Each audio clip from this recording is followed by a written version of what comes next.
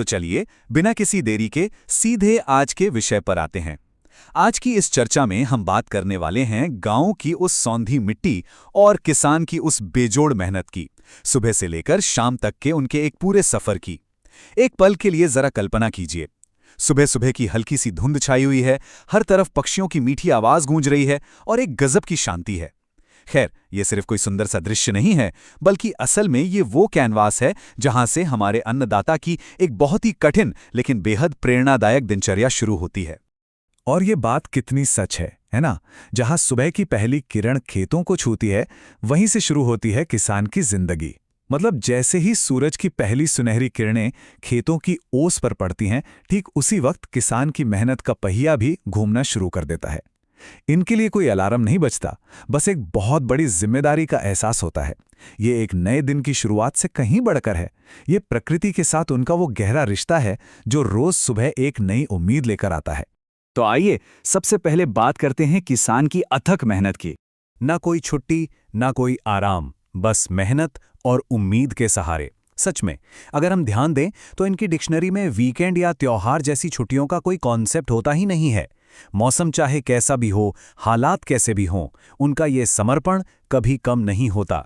ये एक ऐसा काम है जो किसी कैलेंडर के हिसाब से नहीं चलता। ये बस लगातार मेहनत का एक इंजन है जो सिर्फ और सिर्फ उम्मीद के ईंधन से दौड़ता रहता है।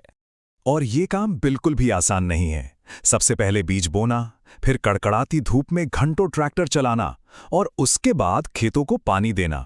जरा सोचिए, ये सिर्फ खेती के हिस्से नहीं हैं, ये लिटरली एक नया जीवन रचने की प्रक्रिया है।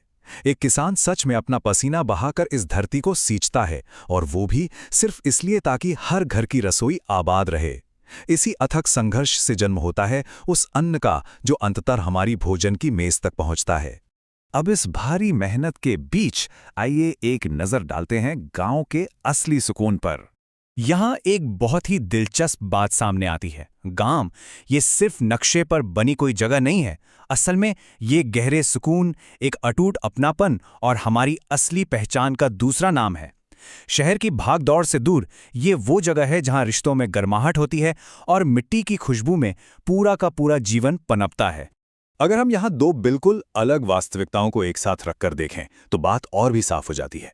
एक तरफ है वो बेहद शांत और खूबसूरत गांव जहां बच्चे बेफिक्र होकर खेल रहे हैं, कुएं पर महिलाएं पानी भर रही हैं, मिट्टी के घर हैं, गायें हैं, बिल्कुल किसी खूबसूरत पेंटिंग जैसा। लेकिन दूसरी तरफ है किसान के कंधों पर रखी वो भारी जिम्मेदारी, जहां वो धरती को सींचने के लिए बिना थके अपना पसीना बहा रहा है। ये समझना बहुत जरूरी है कि खेतों में होने वाला वो कठोर परिश्रम ही असल में गांव के इस शांत और सुकून भरे जीवन की नींव रखता है। इसी मेहनत का अंतिम नतीजा होता है सुनहरी फसल की खुशी। महीनों की मेहनत के बाद जब वो हरे भरे खेत हवा में लहराती सुनहरी गेहूं की फसल में बदल जाते हैं ना, तो वो नज़ारा शब्दों में बयां नहीं किया जा सकता। ऐसा लगता है मानो खेतों में सोना बिछा हो। और इसी सुनहरी फसल को देखकर किसान के चेहरे पर जो सच्ची खुशी की मुस्कान आती है, वो सच में अनमोल है। वो एक मुस्कान इस बात का सबसे बड़ा सबूत होती है कि सुबह से लेकर शाम तक की वो अथक मेहनत आखिर में रंग लाई है। और यहीं से बात आती है हमारे सबसे अहम और आखिरी पहलू की, अन्नदाता का सम्मान। ये एक ऐसा सच है जिसे हम कभी झुठला नहीं सकते। किसान है तो अन्न है, अन्न है तो जीवन है। ढलते सूरज की रोशनी में हाथ जोड़े खड़े एक किसान की छवि हमें इस शाश्वत सच्चाई की याद दिलाती है। ये कोई मामूली सी बात नहीं है। ये बिल्कुल साफ है कि अगर किसान नहीं तो अन्न नहीं, और अन्न नहीं तो फिर मानव जीवन की कल्पना भी कैसे की जा सकती है। ये पूरी इंसानियत के अस्तित्व का सबसे बड़ा आधार है।